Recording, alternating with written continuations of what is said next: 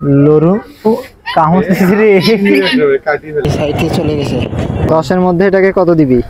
10-এর মধ্যে 7। Hello viewers, কেমন আছেন সবাই? আশা করছি সকলেই অনেক ভালো আছেন। আর আজকে আমি ঘুরতে আসছি সুন্দরগঞ্জে অবস্থিত সরোবর পার্কে। এই পার্কটার কথা শুনছিলাম বেশ কয়েকদিন ধরেই, যে পার্কটা নাকি অনেক সুন্দর এবং সেই সাথে বেশ নিরিবিলি পরিবেশ।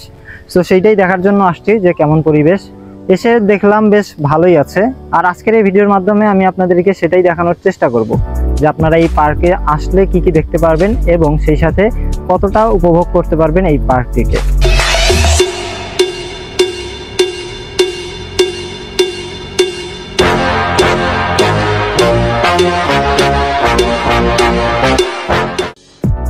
একদম শুরুতেই আমি এই পার্কের লোকেশনটি আপনাদেরকে জানিয়ে দিচ্ছি। এটি গাইবান্ধা জেলার সুন্দরগঞ্জ থানার সোনারাই ইউনিয়নের সোনারাই গ্রামে অবস্থিত। এখানে আসতে হলে অবশ্যই আপনাকে গাইবান্ধা জেলা থেকে সুন্দরগঞ্জ থানায় আসতে হবে এবং সুন্দরগঞ্জের মেইন শহর থেকে অটো ভাড়া নেবে 20 টাকা। আর যদি ট্রেন পথে আসতে চান তাহলে ট্রেনে করে বামনডাঙ্গা স্টেশনে নামতে হবে এবং সেইখান থেকে মেবি 30 টাকা গাড়ি ভাড়া নেবে এই সোনারাই ইউনিয়নের সোনারাই গ্রামে এই সরোবর পার্কে আসতে হলে। আর আপনারা এখানে আসলেই সর্বপ্রথম যেটা দেখতে পারবেন সেটা হচ্ছে এই পার্কটি একদম গ্রামের মধ্যে অবস্থিত, অর্থাৎ এর চারপাশে শুধুমাত্র জমি যেগুলোতে ধান চাষ করা হয়েছে। সো আপনারা যদি শহুরে জীবন থেকে একটু ক্লান্তি পরিশ্রম মুছে ফেলতে চান তাহলে কিন্তু অবশ্যই এই পরিবেশটা বেশ ভালো আমার মতে। আর আমি আরেকটা জিনিস অনুমান করলাম যে এই পার্কটি হয়তোবা ভবিষ্যতে আলিবাবা থিম পার্কে টক্কর দেওয়ার মতো একটু প্ল্যানিং করছে। কেননা এইখানে আসার সময় খেয়াল করলাম আমি এইখানে যে রাস্তা দিয়ে এসেছি ঠিক তার অপোজিট দিয়েই আমি চলে গিয়েছিলাম আলিবাবা থিম পার্কে, কেননা সেটিও সুন্দরগঞ্জেই অবস্থিত। সো দেখা যাক ইন ফিউচারে তারা টক্করটা কী রকম দিতে পারে। এইখান থেকে যাওয়ার পথে একটা জিনিস আমাদের চোখে পড়ে, সেইটা হচ্ছে একজন লোক একটা দোতলা সাইকেল চালাচ্ছিল, যেটা আমি জীবনে কখনো এর আগে দেখিনি। আর এই জন্যই বোধহয় কোথাও ঘুরতে যাওয়ার কথা শুনলে আমি নিজেকে আটকায় রাখতে পারি না। আসসালামু আলাইকুম, ভালো আছেন? সো আপনারা কখনো এইরকম সাইকেল দেখেছিলেন কিনা অথবা চালিয়েছেন কিনা অবশ্যই কমেন্ট করে জানিয়ে দিতে পারেন। সো আর কথা না বাড়িয়ে চলুন চলে যাই সরোবর পার্কে।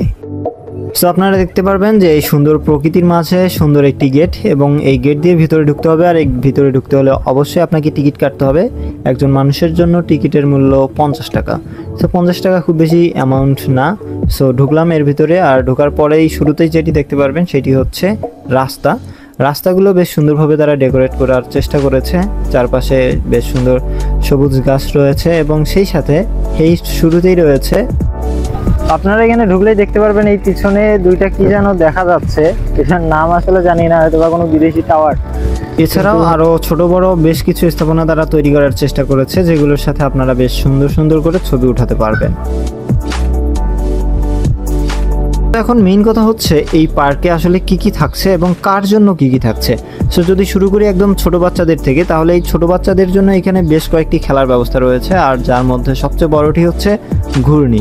আসলে আমি এটার নামটি সঠিক জানি না তাই ঘূর্ণি বললাম। এমন একটি ব্যবস্থা যেখানে ছোট থেকে মাঝারি বয়সের সকলেই বসতে পারবে এবং বেশ সুন্দরভাবে মজা করতে পারবে। আর এর পাশেই রয়েছে আরও একটি রেলের মতো, সেইটার একদম ছোটরা যারা আছে তারা বসে বেশ ভালোভাবে এনজয় করতে পারবে। আর তার পাশেই রয়েছে ঝাপাঝাপি করার জন্য সেই জাম্পিং কি যেন বলে ওটাকে।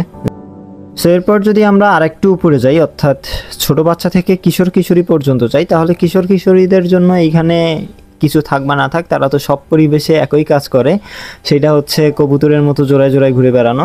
এখানেও তার ব্যতিক্রম নয়। এখানেও এসেও কয়েক জোড়া কবুতর দেখেছিলাম, তারা যে কোনো পরিবেশেই ভাইরাসের মতো কাজ করে পরিবেশটাকে নষ্ট করার জন্য। যদিও তাদেরকে ভিডিও করিনি, কেননা তাদেরকে ভিডিও করার কোনো ইচ্ছা রুচি আমার নেই। সো যাই হোক, এখানে এমনিতে ফ্রেন্ড সার্কেল নিয়ে আসলে বা পরিবারের কাজিনস যারা আছে কিশোর কিশোরী, তাদের জন্য বেশ সুন্দর পরিবেশ, বসে গল্প করার মতো, আড্ডা দেওয়ার মতো। আর এই কবুতরের কথা থেকে মনে পড়লো সেখানে আসলেই কবুতর রাখার ব্যবস্থা রয়েছে এবং অনেকগুলো কবুতর রয়েছে এবং সেই সাথে বেশ কয়েক প্রজাতির পাখি দেখলাম এবং হাঁস রয়েছে। আর এসবের মধ্যে কিউট একটি পাখি ছিল যেটির নাম হচ্ছে লরি, এবং লরি কিউট হলেও ফাজিল ছিল, যে কারণে ফট করেই আমাকে একটি কামড় বসিয়ে দিয়েছে। লরি না, এই তরমুজ সব খায় নাকি? লরু কাহু রে। তো এই পার্কে এসে যেটা দেখলাম, এখানে বিশাল একটি পুকুর আছে, ওই পাশে মনে হয় আরেকটি ছোট আছে, কিন্তু এই বিশাল যে পুকুরটা আছে বড় সাইজের যেটা আছে এটার পাশে বেশ সুন্দর পরিবেশ, গাছপালা অনেক, সেই সাথে মনোরম পরিবেশ। যদিও আজকে হয়তোবা মানুষ একটু বেশি, কারণ ঈদের সময় চলছে। আর এছাড়া পরিবারের সাথে সুন্দরভাবে সময় কাটানোর জন্য বেশ নিরিবিলি পরিবেশ।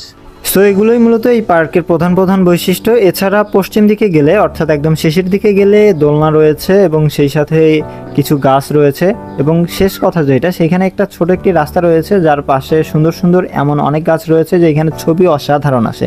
সো যারা আমার মতো বা আমার মতো ফ্রেন্ড সার্কেল নিয়ে ছবি উঠতে পছন্দ করে তারা অবশ্যই সেই জায়গাটা ঘুরে আসতে পারেন। আর পাশাপাশি তার থেকে আর একটু পশ্চিমে গেলে দেখা যাবে যে একটি ব্রিজের কাজ চলছে, এখনও শেষ হয়নি। সো কাজ শেষ হলে হয়তো বা সেখানে পরিবেশটাও সুন্দর হবে। এছাড়া রয়েছে একটি ক্যান্টিন ব্যবস্থা এবং একটি বিশাল মাঠ, আসলে মাঠে বসেও আড্ডা দেওয়ার মতো সুন্দর পরিবেশ। সো ভিউয়ার্স, আমরা আসছি আজকে হচ্ছে সেই সরোবর পার্কটিকে ঘুরতে, আর এখানে এসে অনেকক্ষণ সময় কাটালাম। আর আজকের এই যে আসার প্ল্যানটা ছিল আমার একটা বন্ধুর। সো এই মুহূর্তে আমরা সেই বন্ধুর কাছ থেকে আসলে শুনবো যে এইটার রিভিউটা তার কাছে 10-এর মধ্যেও সে কত দিবে এবং পুরো জায়গাটা ওভারঅল তার কাছে কেমন লেগেছে, এটা একটু শুনে নেওয়া যাক, চলুন। আসসালামু আলাইকুম। আজকে আমরা যে জায়গাটিতে আসছি এটি সুন্দরগঞ্জ উপজেলা সরোবর পার্ক অ্যান্ড রিসোর্ট। এটি গাইবান্ধা শহর থেকে প্রায় 40 কিলোমিটার দূরত্ব। এখানে আমি আর আমার বন্ধু লিমন, তার সাথে আমরা বাইক নিয়ে আসলাম আজকে। তো সব মিলে মোটামুটি ভালো, এবং আমরা যে জায়গাটিতে দাঁড়িয়ে আছি সেটি হচ্ছে প্লেগ্রাউন্ড এই পার্কের। এটি অনেক সুন্দর, যা আমার কাছে সবচেয়ে বেশি ভালো লাগছে। এবং এটি চারপাশে পুকুর এবং গাছপালা সব মিলিয়ে অনেক সুন্দর, এবং দেখলাম কাজ চলমান, পুরোপুরি কাজ শেষ হলে আলহামদুলিল্লাহ অনেক সুন্দর এবং একটি ভালো একটি পার্ক গাইবান্ধাতে হবে। 10-এর মধ্যে এটাকে কত দিবি? 10-এর মধ্যে 7। সো ভিউয়ার্স, এই ছিল মূলত সরোবর পার্ক অ্যান্ড রিসোর্ট। আশা করছি আপনাদের ভিডিওটি ভালো লাগবে, এবং সেই সাথে এইখানে বলতে চাই খুব আহামরি কিছু না থাকলেও বেশ ভালো আছে, নিরিবিলি পরিবেশ। শহর থেকে আসলে একটু হলেও ভালো লাগার কথা আমার মতে। সো কেমন লাগলো আজকের ভিডিও অবশ্যই কমেন্ট করে জানাবেন, এবং এমনই লোকেশন যদি থাকে আপনার জানা যে এখানে আমরা গিয়ে ভিডিও করতে পারি, তাহলে অবশ্যই সেই লোকেশনটি আমাদের কমেন্ট বক্সে জানিয়ে দেবেন, আমরা সেখানে গিয়ে ভিডিও করার চেষ্টা করব। কথা হবে অন্য কোনো দিন অন্য কোনো ভিডিওতে। সে পর্যন্ত ভালো থাকুন, সুস্থ থাকুন, আর হ্যাঁ, অবশ্যই আমাদের চ্যানেলটির সাথেই থাকুন।